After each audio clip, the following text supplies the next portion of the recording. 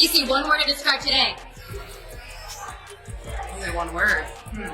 Unreal. Just fire, honestly. Unreal. When Caitlin Clark stepped back onto the floor at Carver Hawkeye Arena, something electric filled the air. The crowd exploded to a deafening 116 decibels during player introductions, louder than some NFL and NBA games before she had even touched the ball. Then, in a moment straight out of a movie, Clark pulled up from 36 feet, the exact spot where she broke Kelsey Plum's NCAA scoring record, and nailed the three.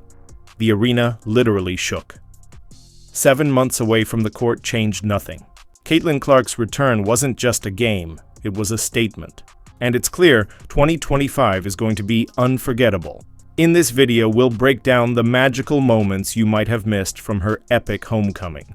If you're hyped for the upcoming season, drop a "fired up for the fever" in the comments. Let's go!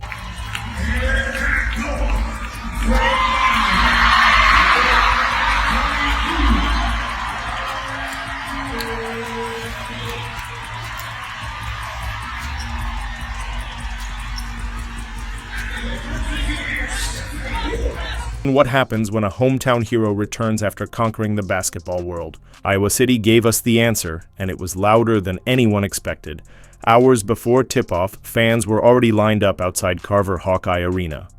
They weren't just there for the game. They came for the warm-ups, just to catch a glimpse, to breathe the same air as Caitlin Clark for as long as they could.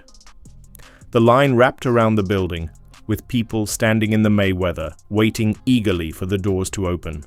And all this? It was for a preseason game that wouldn't even count in the standings. Clip to 7 months is a long time in basketball.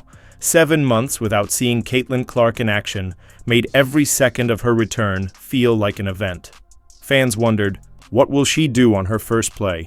Will she pull up from the logo? The answer came the moment she stepped onto the court. The crowd erupted, not your average cheer, but a roar that hit 116 decibels during player introductions. That's louder than most NFL games, louder than playoff basketball, and it was just a preseason game, just a player intro. That's the Caitlin Clark effect. What does it mean to you to be going back to play at Iowa, but this time with your jersey in the rafters? Yeah, I'm super excited to go back and play at Iowa. Obviously, a place that has meant a lot to me, and we've had so many amazing games inside that arena, so it'll be fun to be back in front of those fans, and honestly, to get to introduce those fans to all my new teammates. And the Indiana Fever, I think, will be really special because they love supporting all of us. So yeah, I'm looking forward to it, and I know it's going to be a special day. This wasn't just any arena for Caitlin Clark. This was Carver Hawkeye, the court where she became a household name, shattered records once thought untouchable, and turned women's college basketball into must-see. TV, thanks to Clark, Iowa is now considered the epicenter of women's basketball. These walls witnessed her journey from a promising freshman to a full-fledged icon. And the fans? They showed up in force. The average ticket price hit $670, not for a championship, not even a regular season game, but for a preseason moment they knew would be historic. Some drove for hours across state lines, others took time off work, just to be there, to watch their hero return home. What are you the most excited to show your teammates around campus? Ooh. Honestly, I'm most excited to show them how cool Iowa City is. Like, people don't realize how good of a college town that place is. My teammates just expect it to be cornfield, but I'm like, no, it's one of the greatest colleges. So, yeah, downtown Iowa City is where it's at. So we'll give them a little tour, and I'm sure they're going to want to come. Even Caitlin Clark's teammates understood the weight of the moment. Lexi Hull wore a number 22 Iowa jersey during pregame warm-ups, a heartfelt gesture that said it all. This wasn't just another game. For Clark, it was a homecoming, and her team made sure she felt every bit of it. Yeah, getting to go back to Iowa, it's so exciting. I obviously haven't really been there much since I left about a year ago. And I think just getting to see people that have supported me throughout my career and continue to support me is going to be incredible. But also, like, they're the biggest Indiana Fever fans too now. Like, they want to meet all my teammates. They want to cheer for my teammates. And I was telling some of the girls this the other day, I'm like, they're going to go crazy for you too. The emotion hit Caitlin.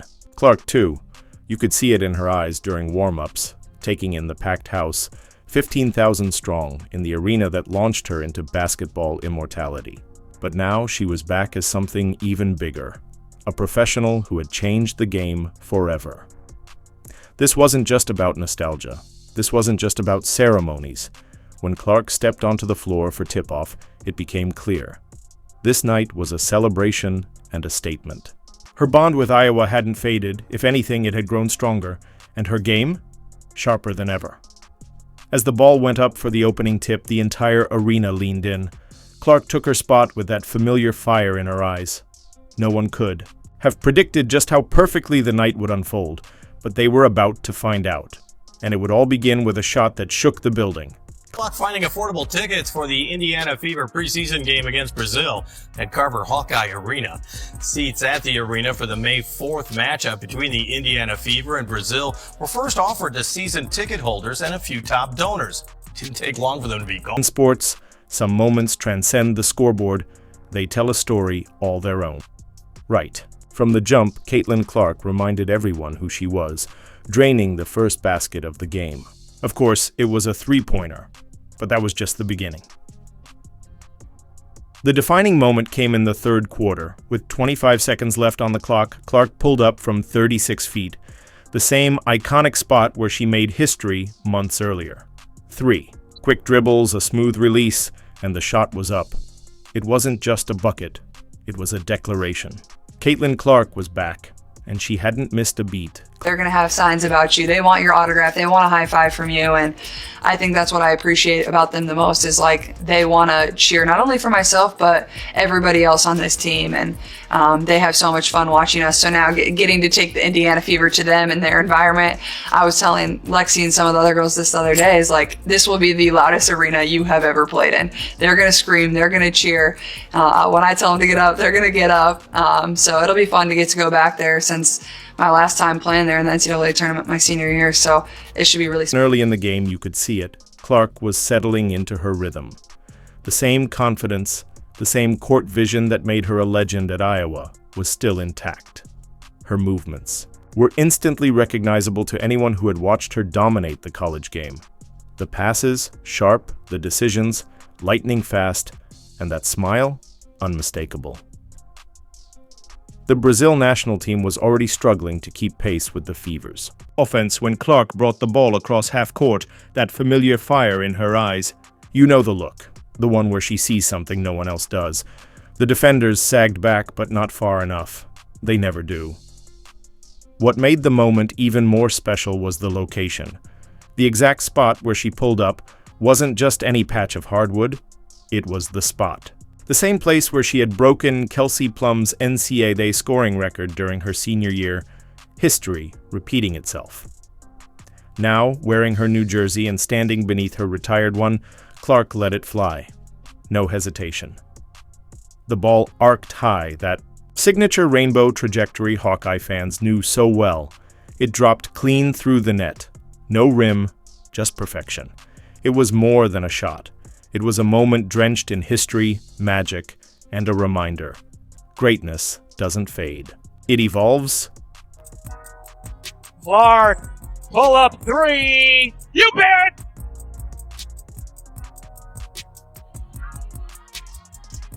The reaction from Caitlin Clark's teammates said it all. After the game, when Clark asked if the arena got loud after her deep three, Sophie Cunningham joked, "When you scored, no." Lexi Hull chimed in with a grin. No, one really cared. The playful banter wasn't just a joke. It revealed something deeper. Real chemistry brewing within this Fever team, the kind that extends far beyond the court. But the crowd definitely cared. Their response reached a staggering 117 decibels, a sound so powerful players said they could feel it in their chests. It wasn't just noise, it was 15,000 people unleashing pure joy. They had waited months for this moment, and when it came, it was unforgettable. Fever head coach Stephanie White captured it best. The shot was a good momentum builder, and exactly what everyone wanted to see from Clark in that arena. That's just who she is, that's what she does. And with that, Clark reminded everyone, she's not just back, she's right where she belongs. Looking possessions of the day for Brazil. Here's Clark. Wow! You bet! From beyond the logo! And a little point.